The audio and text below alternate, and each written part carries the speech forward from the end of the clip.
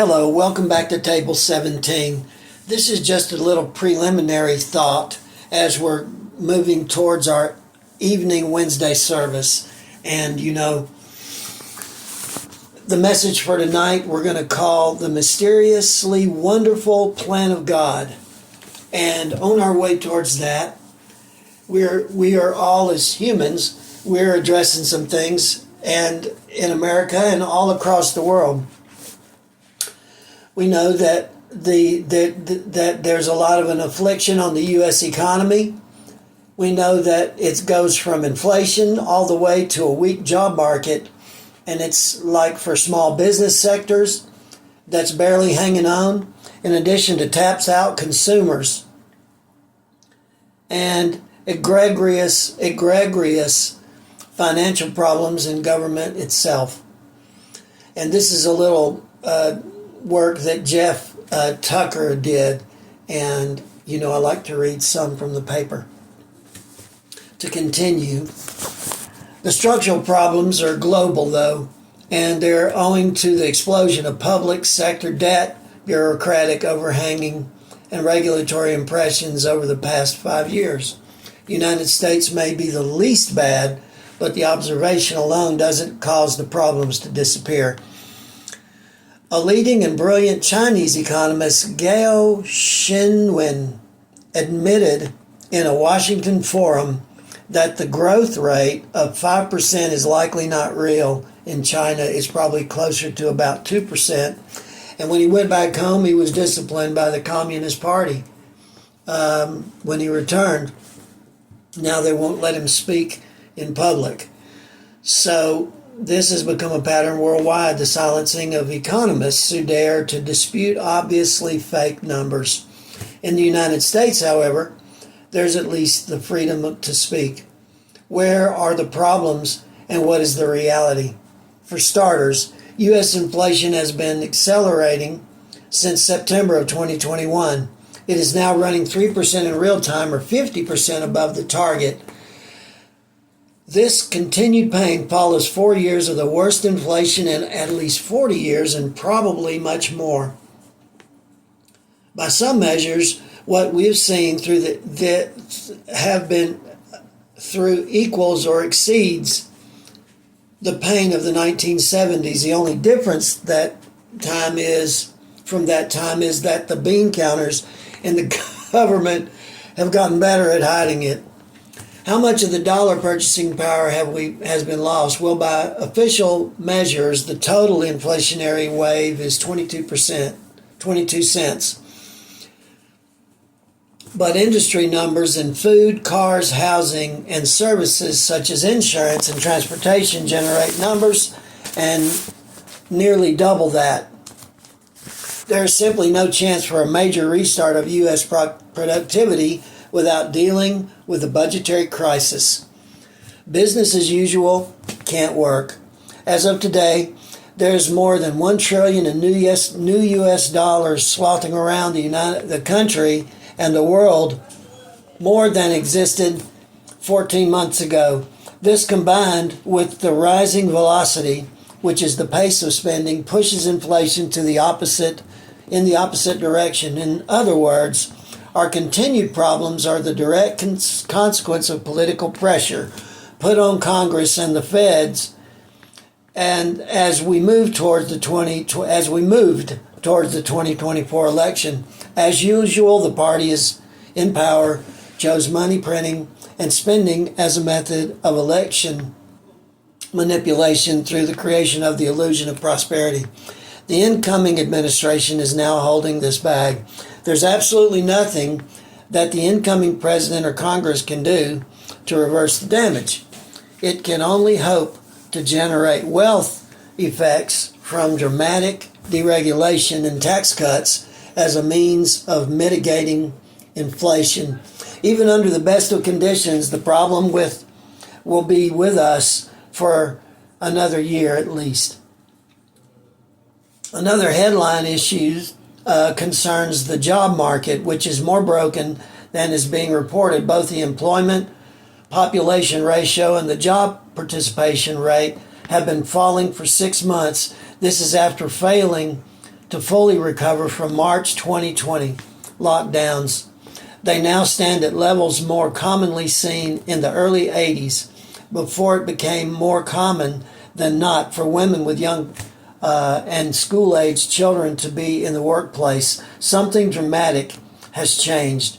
There are undoubtedly many factors at play, but among them is the fact that many people had their lives fundamentally disrupted and never adapted to the gradual reopening of 2022 and beyond.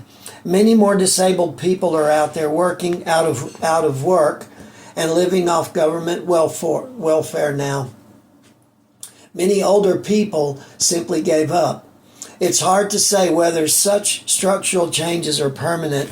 Some of them seem to be owing to the unavailability of childcare for women of childbearing age. This is a cultural shift at work too, with the two-income housing turning back to becoming one-income household homes, and they're doing homeschooling for the kids. No question that the U.S. educational system is deeply stressed, and parents and teachers are bailing out at rates never before seen. This undoubtedly affects the job market. The actual date of job creation over 4 years seems in a constant state of flux as revisions keep coming in, always in the direction of downgrading and correcting exaggerations over the past 4 years. The demographics also raise questions, as nearly all job creation has benefited not native-born but foreign-born workers.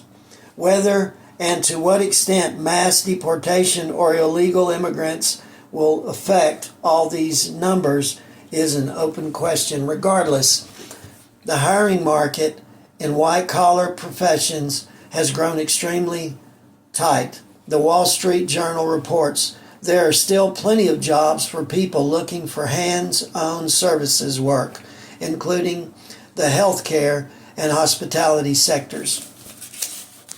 It is a tougher slog for office jobs.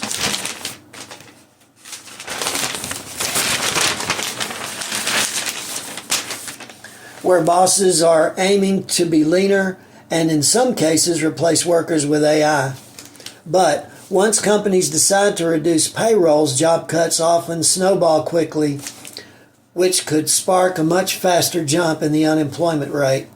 Once you perform these calculations with official or more realistic estimates of prices, we observe economic activity as flat or falling during the whole of the Biden administration.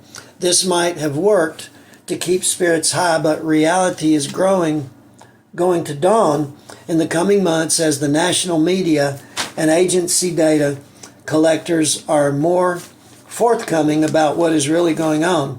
Then you will have the problem of government finance. Gross federal debt as a percentage of gross domestic product remains at levels not seen since World War II. This is an intolerably dangerous situation that puts everything at risk, crowds out private investment, and forever tempts the central bank into dealing with this problem with more money printing. This cannot last. And with the Trump's blessing, Elon Musk formed the Department of Government Efficiency to deal with it, offering up the possibility of cutting $2 trillion from the federal spending immediately without touching entitlements. There is reason to doubt that this is possible, but I have noticed that in the weeks before the inauguration, talk of such draconian cuts seems to have died down a bit. This is seriously worrying.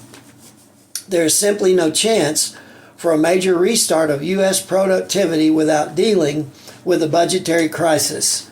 Business as usual cannot work, and yet everything about Washington is designed to forestall such dramatic actions. It is far easier for anyone taking power to look the other way, even invent new ways to spend money, than to deal with the crisis. the way any household would. The regulatory problem is screaming obviously. Multiple sectors are tied up in a plethora of mandates and impositions to the point where many are non-functioning by design. This is something that the Trump administration can actually do, and one hopes the detangling efforts will be immediate and drastic. These are all very serious issues that confront the Trump administration. Another factor, national media outlets are going to be far more willing to call a spade than they were under the Biden. Maybe this is good, but it does not bode well. 6 months in, the Trump administration could find itself dealing with a backdated recession that could foil many of its attempts to entrench tax cuts. It's a difficult problem inherited by an administration for whom public expectations could not be higher. Jeff Tucker is a founder and president of the Brownstone Institute and the author of many thousands of articles in the scholarly and popular press, as well as 10 books in 5 languages, most recently Liberty or Lockdown. He is also the editor of the Best of Ludwig von Mises. He writes a daily column on economics for the Epoc Times and speaks widely on the topics of economics, technology, social philosophy, and culture. Well, this is a beginning point. And if for no other reason, as a church and as a body, this is a place for us to pray and to loan our hearts to God and cry out for God to help us in our leadership and in the places where we can to make a difference. And this is the reality of where we are. You see, the Bible has a specific view about things, and it lends that God's heart be involved in decision making. And so let's just take a look at what the Lord has to say to us this evening. I look forward again to seeing you this evening back here at Table 17. Peace be with you.